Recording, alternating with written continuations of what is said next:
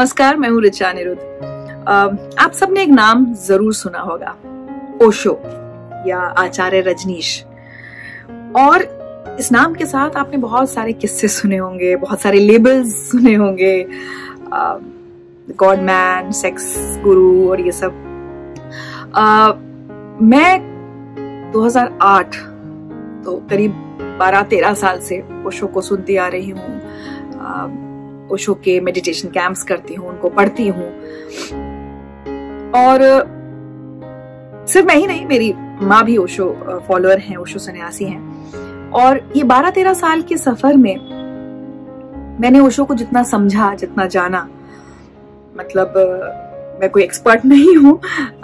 बहुत सारे इनफैक्ट हमारे आसपास ऐसे लोग हैं जिन्होंने ओशो के साथ वक्त बिताया है और आज तक वो ओशो का मैसेज दुनिया भर में फैलाने का काम कर रहे हैं। लेकिन मैंने जितना जाना, समझा, मुझे कई बार एक जरूरत सी महसूस हुई कि ओशो को लेकर आम लोगों में जो एक भ्रांति है या एक गलतफहमी है, मिसअंडरस्टैंडिंग्स हैं, उनको अगर कुछ हद तक मैं दूर कर पाऊं तो एक कोशिश जरूर करनी चाहिए मुझे।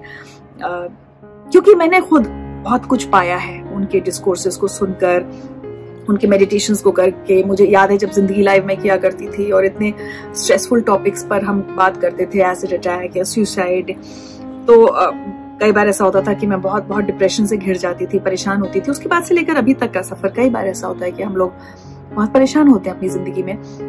और ओशो से मैंने बहुत बहुत ताकत ली है, उनके मेडिटेशंस करके बहुत फर्क अपने अंदर महसूस किया है। तो मुझे लगा कि ठीक है, डॉक्यूमेंट्रीज बनती रहेंगी।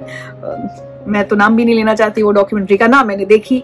हालांकि बहुत लोग मुझसे पूछते हैं कि अरे आप ओशो को मानती हैं, फॉलो करती हैं, तो वो डॉक्यूमेंट्री आपको देखनी चाहिए। बट मुझे कुछ भी ऐसे बहुत नेगेटिव कंटेंट देखने का कभी शौक नहीं रहा, तो ना मैंने जरूरत महसूस नहीं की। हाँ, लेकिन ऐसा एक दो बार हुआ मेरे साथ, एक दो बार नहीं, इनफैक्ट बहुत बार ऐसा हुआ कि मेरे साथ काम करने वाले ने, किसी जूनियर ने ऐसे आके पूछा, मैम आप ओशो को मानती हैं? तो ओशो को तो सेक्स गुरु कहा जाता था। तो मुझे आज भी याद है, IBN में मैंने अपनी टीम की लड़की को एक जवाब दिया था। मैंने उसको कहा था कि ओशो को सेक्स गुरु इसलिए कहा जाता है क्योंकि इस एक शब्द से आप, हम, हमारा समाज, हमारा देश, हमारी दुनिया, मतलब मुझे लगता है कोई ऐसा अछूता नहीं है, हर कोई ऑब्सेस्ड है।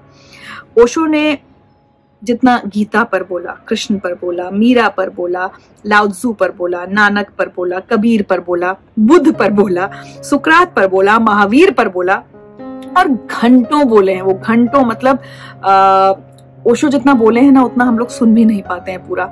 उनके बोले हुए पर इतनी किताबें लिखी गई हैं। मतलब आप कोई भी विषय आध्यात्म से जुड़ा हुआ कुछ भी आप सोचिए और ओशो ने उस पर बोला हुआ है। संभोग से समाधि तक सिर्फ एक किताब है, लेकिन दुनिया ने ओशो को उसी से जाना है, उसी से पहचाना है। तो मेरी एक बस ये कोशिश है कि मैं कुछ ऐसे लोगों से आपकी मुलाकात करवाऊं। पहले हम शुरू कर रहे हैं उन लोगों से जिन्होंने ओशो के साथ समय बिताया है, उन्हें देखा है, उनके साथ रहे हैं और आज तक ओशो के जाने के बाद, शरीर छोड़ने के बाद से लेकर आज तक ओशो का मैसेज दुनिया भर में फैलाने की कोशिशों में लगे हुए हैं। तो ऐसे कुछ ओशो सन्यासियों से मैं बात कर रही हूँ। उसके बाद मैं उस पीढ़ी से भी बात करूंगी जिन्होंने ओशो को देखा नहीं है, लेकिन सिर्फ उनको सुनकर या पढ़कर इतना इन्फ्लुएंस हुए कि उन्होंने मतलब ओशो को ही आत्मसात किया, उनके मैसेजेस को आत्मसात किया, उस तरह से जीने की कोशिश करते हैं जैसे ओशो सिखा कर गए। और कुछ बहुत आम लोगों से भी बात करने की कोशिश करूंगी, मेरी माँ जैसी लोगों से भी बात करने की कोशिश करूंगी, जिनके लिए, क्योंकि ऐसा हमेशा कह दिया जाता है कि अरे ओशो तो सिर्फ वो रिच क्लास और सिर्फ विदेशियों के गुरु थे। ऐसा नहीं है। तो कुछ ऐसे बहुत साधारण मिडिल क्लास लोगों से भी बात करूंगी कि उन्हें ओशो में क्या दिखा था। देखते हैं इस बातचीत के जरिए शायद आप लोग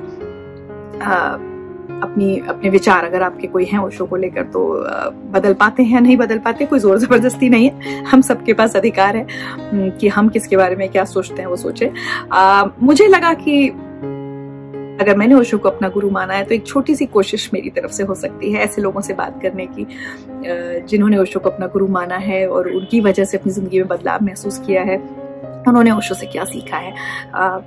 और वो बातचीत मैं आप तक जल्दी लेकर आ रही हूँ। हम एक खास सीरीज शुरू कर रहे हैं, अंडरस्टैंडिंग ओशो विथ ऋचा। जरूर देखिएगा।